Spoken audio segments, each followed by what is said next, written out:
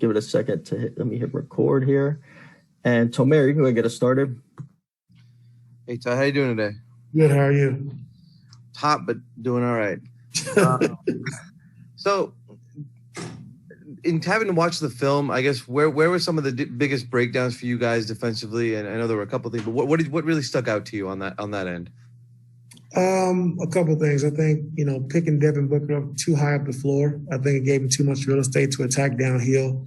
I understand our guards trying to get into him and try to apply some pressure, but they were setting screens, out towards half court, which puts our bigs in a tough situation when he's coming downhill at you full speed. So got to do a better job with our pickup point.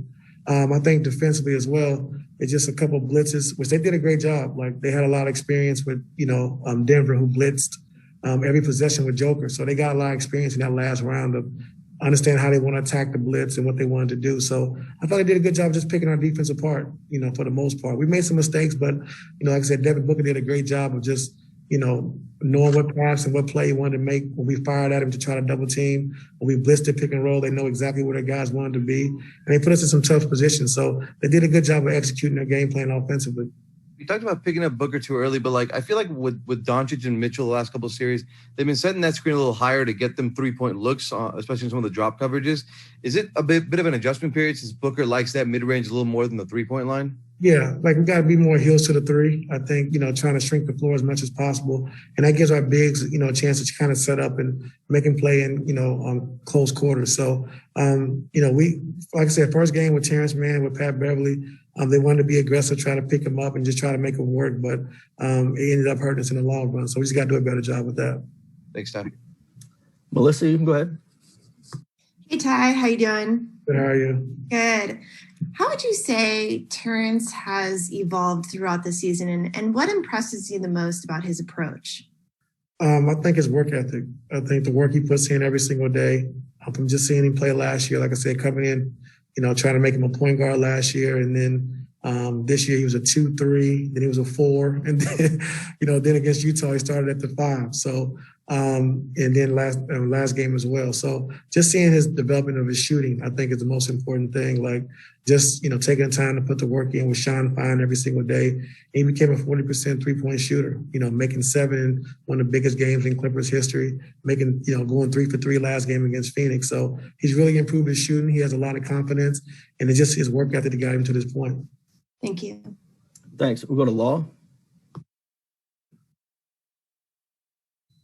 Ty, good to see you this afternoon.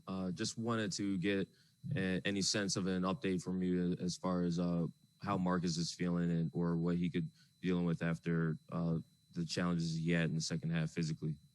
Yeah, I'm still experiencing some soreness. He's been getting treatment around the clock.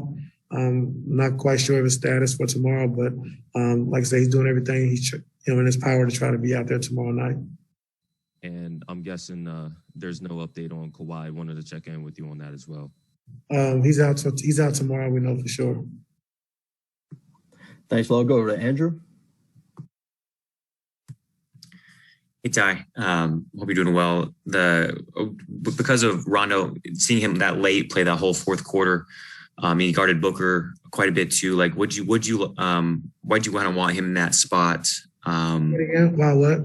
With Rondo, he just hadn't played a whole lot of fourth quarters, especially that many minutes in fourth quarters. Why'd you like him in that spot, and what did you feel like you got from him? Well, we was about to make a substitution. He made a 3 in the corner, and then I just like his pace. I think when Reggie goes out of the game or PG's out of the game, we don't have Kawhi to play through. So I think we need his pace and the way he generates shots for Luke Kennard, for Nick Batum, finding Cousins a lot. So I think his pace is very important, especially when you lose a scorer like Kawhi, who's our leading scorer on the team. You need somebody who's going to generate pace, and generate shots for other guys as well. And then I guess with sticking with him, like bigger picture, you guys obviously, when you traded for him, it was with that unlock, using his potential and his experience to unlock your guys' postseason success. What do you feel like, how do you evaluate the way this postseason has gone for him as his role has kind of ebbed and flowed? And do you think you guys can still unlock all that potential that he brings with him? Yeah, I think so. I mean, he's going to be very important in this series. We understand that. And like I said, just got to be confident but taking the shots, which he made 2 threes last game, which was good to see, and just push the pace. But, Rondo brings more than just scoring the basketball and shooting, like his IQ, his pace, getting guys shots, a vocal leader. So we need all that. It doesn't just come from making shots or scoring the basketball. We need all the other intangibles that he brings. Right. Thank you. Thanks, Andrew. You can go ahead.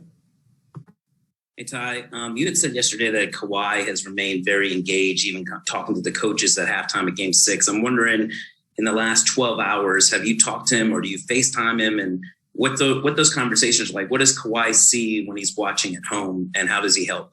What about the last 40 minutes, Om? Oh, yeah? Yeah, he stays in. Yeah, I talked to him about 40 minutes ago. He just stays engaged, likes to know the adjustments we're going to make. He likes to know the game plan. So when he's watching the game, he can understand what we're doing good and what we're doing bad. Let the coaches know, let the players know.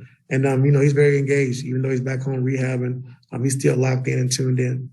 What is the benefit you guys get from keeping him and having him stay involved with the game plan when, let's say, he may not come back for a little bit? Well, just being able to hold guys accountable, talking to guys, talking to the players, what we need to do better, what he sees. And if he knows the game plan, then he can definitely do that. So, he's talking to the guys every day as well, not just the coaching staff. So he's very engaged, and that's what you need from your players. He's locked in and still in tune. Was that 40 minutes ago? Was that a call or FaceTime? It was text this time. He wanted to FaceTime, but I didn't feel like I don't like FaceTime. Thanks, Ty. Yeah. Thanks. We'll take a couple more. Go to Miriam. Hey, Ty. So you guys play every other day for an entire month, potentially. How daunting is that? How hard is that? And for PG, who obviously has so much on him and is playing so many minutes, how do you take care of a guy like that and make sure, he keeps his legs as much as possible? Well, we have to get our treatments. You got to take care of our body. But, like I said, game 1 yesterday, we just had to be smart. We know it's a quick turnaround time, and the minutes that he's been playing and logging, his usage rate has been, high. So we knew we had to be smart, about coming into game 1. But, it is what it is. It's no excuse. It's the schedule the NBA's put out. It's the schedule we got to play. So, other guys got to step up, be ready to go. That's why we had to play 10 guys last game, just so we can try to get some kind of recovery, But, it is what it is. We got to be ready to go for game 2. We can't worry about tired. We can't worry about the schedule. We just got to go out and get after it. How about for you and your coaches? I mean, are you guys getting any sleep at all? Yeah, I'm getting some decent sleep. I don't know about those guys, but I'm doing okay as far as sleep-wise. And like I said, we're going to go out there and lay it out on the line tomorrow night. I'm going to get the guys off Wednesday, just have a recovery day, just to step away for a little bit, and then come in Thursday, have a walkthrough at the arena, in LA, and just kind of go from there. Thank you. Thanks. We'll take one last one from Mark Medina. Hey, Ty, good to see you. Are you able to offer any insight on what progress Kawhi has made, and what are kind of the next steps for him to take before he could rejoin the group? No, I appreciate your question, Mark, but I really don't know. I just get the updates every day that he's out today, and I just kind of move on from there. I don't want to question when is he coming back or how long. I just kind of, is he playing tomorrow? Is he playing tonight? No? Okay, move on. Thanks, Coach. That's all the time we got with you. All right, thanks, Cam. Have a great rest of the day.